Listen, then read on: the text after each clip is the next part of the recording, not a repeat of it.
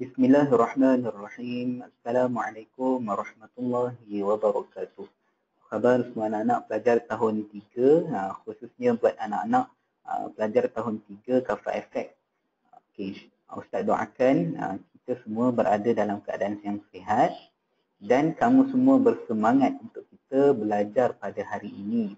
Okay, jadi anak-anak pelajar, pada hari ini kita akan teruskan lagi sesi pembelajaran secara atas talian dalam mata pelajaran ibadah tahun 3. Okay, jadi sebelum kita memulakan pembelajaran, jom kita bersama-sama dahulu membaca doa sebelum belajar. Bismillahirrahmanirrahim. Allahumma ftah alaina hikmataka wansyur alaina min khazaini rahmatika ya arhamar rahimin. Amin ya rabbal alamin. Okay, baik anak-anak pelajar, kita masih berada dalam mata pelajaran ibadah dan kita akan sambung kepada pembelajaran yang lepas, masih di dalam tajuk yang pertama berkenaan dengan hadas kecil dan hadas besar. Okey, pada sesi pembelajaran minggu lepas ataupun pembelajaran sebelum ini, kita dah tengok kepada pelajaran yang pertama, iaitu berkenaan dengan pengertian hadas dan pembahagian hadas. Okey, jadi Ustaz tak nak ulang dah. Kita akan pergi kepada pelajaran yang kedua untuk hari ini, iaitu berkenaan dengan hadas kecil. Hadas kecil. Okey, jadi kalau kita ulang balik, apakah maksud hadas kecil? Okey, hadas kecil adalah perkara yang mewajibkan kita berwuduk supaya solat kita diterima Allah. Faham tak? Itu hadas kecil. Hadas kecil perkara yang mewajibkan kita berwuduk bagi melakukan ataupun bagi menjadikan sesuatu ibadah yang kita buat itu diterima oleh Allah. Okey, jom kita tengok hadas kecil. Okey, itu tadi pengertian hadas kecil. Yang ni kita akan tengok kepada sebab berlakunya hadas kecil. Kita kenalah tahu hadas kecil ni apakah perkara yang menyebabkan kita ni berhadas kecil. Okey, kalau kamu tengok dekat sini, ini adalah di antara sebab berlakunya hadas kecil. Jadi bila terjadi salah satu daripada perkara-perkara ini, maka diri kamu dikira sedang berhadas kecil. Okay, yang pertama adalah tidur.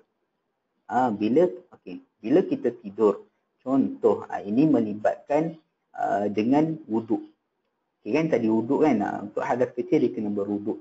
Jadi tidur adalah antara penyebab pertama kita ini berhadas kecil. Sebagai contoh, kamu tidur dalam keadaan berwuduk. Sebelum tidur kamu ambil wuduk. Lepas tu kamu tidur yang tidak tetap punggung ataupun kamu tidak tidur tetap je. Kamu akan tidur mengiring, kamu akan berguling pula, kamu tak tetap. Jadi bila kita tidur, bila kita tak tetap punggung ataupun tempat kita duduk tu tak tetap, jadi berkemungkinan besar akan menyebabkan kita ini berhadas kecil. Sebab apa? Nanti kita akan tengok sebab apa. Boleh? Okey. Perkara yang kedua atau sebab yang kedua adalah disebabkan kita kentut. Buang angin ataupun angin yang keluar daripada dubur. Jadi ataupun kita kenali sebagai kentut. Jadi kentut. Apabila kita ada wuduk, betul kita kentut. Batal ke tak batal wuduk kita? Wuduk kita batal. Okey, jadi kentut ini adalah berkait rapat dengan tidur ni tadi. Jadi bila kita berwuduk, kita tidur dalam keadaan berwuduk, sepanjang kita tidur, kita sedar tak yang kita ni terkentut? Tak sedar. Jadi penyebab tadi, penyebab pertama, tidur boleh menyebabkan kita berlakunya hadas kecil. Tapi tak semua cara kita tidur boleh berlaku ataupun boleh menyebabkan kita berhadas kecil. Nanti Ustaz akan jelaskan nanti dalam kelas. Okey. Yang ketiga adalah disebabkan kita buang air kecil atau besar. Kita kencing ataupun kita buang najis. Jadi perbuatan kencing ataupun buang najis itu antara penyebab kita berhadas kecil. Okay, seterusnya adalah menyentuh kemaluan. Menyentuh kemaluan iaitu kemaluan depan dan belakang ataupun kita kenali sebagai kubul dan dubur dengan tapak tangan.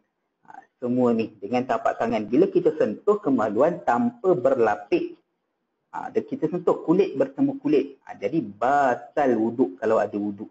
Ataupun hal berhadas kita dengan hadas kecil. Melainkan kalau berlapik tak apa. Tapi kalau nak sentuh dengan belakang ni boleh tak? Kalau sentuh dengan belakang ni, belakang tangan ni, ini tidak membatalkan wuduk ataupun tidak menyebabkan kita berhadas kecil. Kerana penyebab kita berhadas kecil adalah kita menyentuh kemaluan dengan tapak tangan. Ni semua yang dekat depan ni. Kalau belakang ni tak dikira kita berhadas kecil. Ini juga Ustaz akan terang nanti dalam kelas. Seterusnya adalah bersentuhan kulit antara lelaki dan perempuan tanpa berlapik. Maknanya kulit bertemu kulit. Macam tadi, macam menyentuh kemaluan tadi, kulit ke kulit. Jadi bila kita tersentuh antara lelaki dan perempuan yang bukan mahram. Bukan yang bukan mahram, yang mahram. Yang bukan mahram. Semula sekejap. Kita bersentuhan kulit antara lelaki dan perempuan yang bukan mahram. Yang bukan mahram ni adalah orang lain lah, orang yang asing dengan kita. Orang yang asing dengan kita, bukan mak ayah kita, bukan adik-beradik perempuan ataupun adik-beradik lelaki, bukan atuk nenek kita, bukan anak saudara kita lelaki ataupun perempuan. Ini berkaitan dengan aurat. Jadi nanti ni pun Ustaz akan terangkan nanti dalam kelas. Cuma kamu kena tahu bersentuhan kulit antara lelaki dan perempuan boleh menyebabkan seseorang itu berlaku hadas kecil. Kemudian memandikan mayat. Memandikan mayat juga penyebab berlakunya hadas kecil. Siapa yang berhadas? Mayat ke orang yang memandikan mayat? Yang akan menjadi hadas kecil adalah orang yang memandikan mayat. Sebab mayat ni dia dah tak hidup, dia dah meninggal dunia, dia dah mati. Jadi tak adalah dia ni dikira hadas kecil. Jadi orang yang hidup ni, orang yang memandikan mayat itulah, bila dia memandikan mayat, dia dikira berhadas kecil sebab apa? Sebab kemungkinan semasa dia memandikan mayat, dia tersentuh kemaluan mayat ke, ataupun dia berlaku sesuatu ke atas dia yang menyebabkan hadas kecil macam contoh terkentut ke. Jadi faktor atau salah satu sebab berlakunya hadas kecil juga disebabkan memandikan mayat. Ini kamu kena fahamlah. Jadi kalau tak faham nanti Ustaz akan jelaskan secara terperinci dalam kelas. Dan juga yang ketujuh adalah hilang akal. Hilang akal ini bukan bermaksud gila. Hilang akal juga bermaksud gila ataupun ataupun dia dikira juga sebagai pitam, pengsan ataupun antara dua itulah, ataupun dia gila sekejap ataupun pengsan ataupun mabuk. Jadi bila dia ni normal je. Dia ni bila dia sebelum dia ambil wuduk dia ni okey je. Dia macam kita semua. Tapi lepas dia ambil wuduk, kemudian dia pengsan. Ataupun lepas dia ambil wuduk, kemudian dia jadi gila sekejap. Ataupun lepas ambil wuduk, dia mabuk sekejap. Jadi ketika dia mabuk ataupun hilang akal, istilah dia, hilang akal, jadi dia ni dikira sedang berhadas kecil. Contoh kalau dia dah ambil wuduk dah tadi sebelum dia hilang akal, lepas saja dia hilang akal, dia dah pulih balik, dia tetap kena ambil wuduk lagi sekali. Untuk dia apa? Untuk kalau nak solat ataupun memegang Al-Quran. Faham tak? Jadi ini adalah 7 sebab berlakunya hadas kecil. Boleh faham tak? Boleh jelas? Kalau tak faham nanti Ustaz akan terangkan secara terperinci dalam kelas. Sebab benda ni Ustaz kena terang lebih dalam. Ustaz kena terang betul-betul. Jadi kamu kena ingat je 7 penyebab berlakunya hadas kecil yang ni. Boleh? Jadi kita tengok seterusnya. Bila kita berhadas kecil, macam Ustaz cakap tadi, berlaku 7 ataupun berlaku salah satu daripada 7 perkara tadi, berlaku atas diri kamu waktu kita berhadas kecil. Apakah perkara yang kita tak boleh buat? Yang pertama, menyentuh atau membawa Al-Quran. Kita pegang Al-Quran macam dalam gambar ni. Kita sentuh dengan jari kita Al-Quran. Boleh tak buat macam tu? Jawapan dia tak boleh sebab kita berhadas kecil. Kerana untuk kita memegang Al-Quran ataupun menyentuh Al-Quran, kita diwajibkan untuk berwuduk. Sebab apa? Kenapa Al-Quran ini beza dengan buku ataupun majalah komik yang kita baca? Sebab Al-Quran ini adalah kalam suci daripada Allah. Allah yang turunkan melalui siapa? Melalui malaikat Jibril kepada Nabi Muhammad. Jadi Nabi Muhammad lah yang menyampaikan Al-Quran kepada kita semua. Jadi Al-Quran ini merupakan satu kitab yang suci. Jadi wajib ke atas orang yang nak memegang Al-Quran atau menyentuh Al-Quran kenalah mengambil wuduk. Kalau tak ambil wuduk, dia ni berdosa.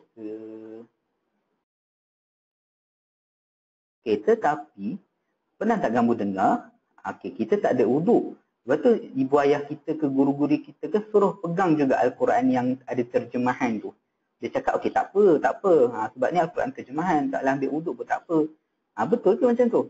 Okay, jawapannya betul. Jadi Al-Quran yang ada terjemahan ataupun ada maksud dalam tulisan Rumi, itu tak perlu kita ada wuduk. Kerana apa? Kerana tulisan Rumi lebih banyak daripada ayat Al-Quran. Jadi kalau tulisan Rumi lebih banyak daripada ayat suci Al-Quran, maka kamu tak perlu ambil wuduk. Tapi sebaik-baiknya digalakkan, dituntut kita, tak kisahlah Quran tu Quran terjemahan ke, Al-Quran sahaja ke, tetap kita diwajibkan untuk ambil wuduk. Jadi kena ambil wuduk juga. Tak kisahlah Al-Quran terjemahan ataupun Al-Quran, tulisan Al-Quran penuh yang tak ada terjemahan tu. Boleh? Okay, yang kedua, ketika berhadas kecil, kita tak boleh solat. Solat apa ni? Solat fardu ke, solat sunat ke, semua jenis solat tak boleh kita buat.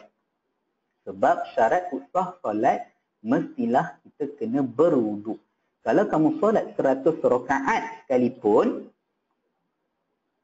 kamu tak ada wuduk, 1 rakaat pun Allah tak terima. Sebab apa? Sebab syarat solat mestilah kena ambil wuduk. Faham tak? Yang ni senang sikit kan? Boleh jelas. Nak solat kena ada wuduk. Kemudian ibadah tawaf. Ibadah tawaf ni adalah kalau kamu pergi Mekah ke dekat Masjidil Haram tu, kita akan nampak orang ramai dia akan mengelilingi Kaabah. Jadi orang yang mengelilingi Kaabah ini kita panggil sebagai, ataupun perbuatan yang mengelilingi Kaabah ini kita sebut sebagai tawaf. Jadi orang yang tawaf mestilah berwuduk. Jadi kalau dia tak ada wuduk, tawaf dia tu tak sah. Faham tak? Dia macam solat tadi. Solat ni kena berwuduk kalau nak sahkan solat. Macam juga tawaf. Tawaf kalau nak sah, syarat sah tawaf mestilah berwuduk. Sama macam solat tadi. Boleh tak? Jadi ini 3 perkara yang dilarang ketika kita berhadas kecil. Ingat hadas kecil.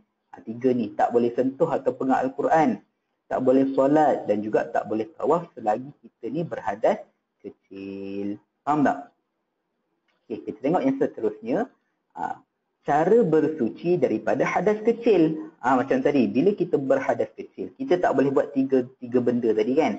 Tak boleh pegang Al-Quran, tak boleh solat, tak boleh tawaf. Jadi kalau kita nak bolehkan 3 benda ni, 3 perkara tadi, kita kena bersuci daripada hadas kecil. Iaitu cara yang pertama adalah sekiranya ada najis pada anggota badan, hendaklah najis tersebut dibersihkan terlebih dahulu. Contoh, kalau ada najis pada badan, sebelum kita nak berwuduk, kita kena hilangkan najis tu terlebih dahulu. Sebab apa? Sebab wuduk kita sah kalau ada najis. Cumanya takut kalau kita solat ataupun takut kalau kita wuduk, takut kita solat ataupun kita tawaf, dalam keadaan badan kita masih ada najis, solat dengan tawaf tadi kita tak sah. Tapi wuduk kita sah, faham tak? Jadi sebaik-baiknya sebelum nak bersuci pada hadas kecil, kenalah buang dulu najis yang terdapat pada badan. Boleh? Yang kedua, ni cara dia. Untuk hilangkan hadas kecil, kena mengambil wuduk macam Ustaz cakap tadi. Jadi hadas kecil, contoh yang 7 perkara tadi kan, contoh kentut, ataupun kamu buang air kecil ataupun air besar. Kalau kamu nak solat ataupun nak tawaf ataupun nak pegang Al-Quran, kita kena ambil wuduk. Boleh? Tetapi, jika tiada air untuk berwuduk, maka boleh bertayamum. Jadi, wuduk ni kita kena guna air. Jadi, kalau tiada air, tak ada air pada hari itu, ataupun ada air, tapi ada sesetengah orang, dia ni ada penyakit dia tak boleh kena air. Jadi, kalau tak boleh kena air ataupun tak ada air, maka dia ni dibolehkan bertayamum bagi menyucikan diri daripada hadas kecil. Faham tak? Sebab solat ni wajib kita buat setiap hari. Solat wajib dibuat setiap hari. Jadi kalau ada hari-hari yang tak ada air, maka kita boleh ganti dengan tayamum. Sebab setiap solat dia ada waktu-waktu dia, masa-masa dia. Contoh macam subuh, waktu pagi je, awal pagi je, waktu subuh je. Tak boleh kita buat waktu zuhur. Jadi masa-masa yang ada tu, contoh waktu tu tak ada air, kamu dah puas dah cari air tak jumpa air, maka kamu boleh tayamum. Jadi cara tayamum ni macam mana? Ha. Kalau kamu tengok dalam gambar ni tayamum kan, dia tepuk tanah ni. Okay, jadi info maklumat tambahan kat bawah ni, tayamum adalah menggunakan pasir atau debu tanah yang suci. Jadi tayamum adalah menggunakan debu pasir ataupun debu tanah yang suci. Tayamum ni kita guna debu tanah ataupun pasir. Faham tak? Jadi ini adalah cara untuk bersuci pada hadas kecil, iaitu dengan berwuduk. Kalau tak ada air, kita boleh ganti dengan tayamum. Boleh tak? Jadi habis tajuk hadas kecil daripada pengertian hadas kecil tadi. Ataupun dah tengok kepada perkara yang menyebabkan hadas kecil.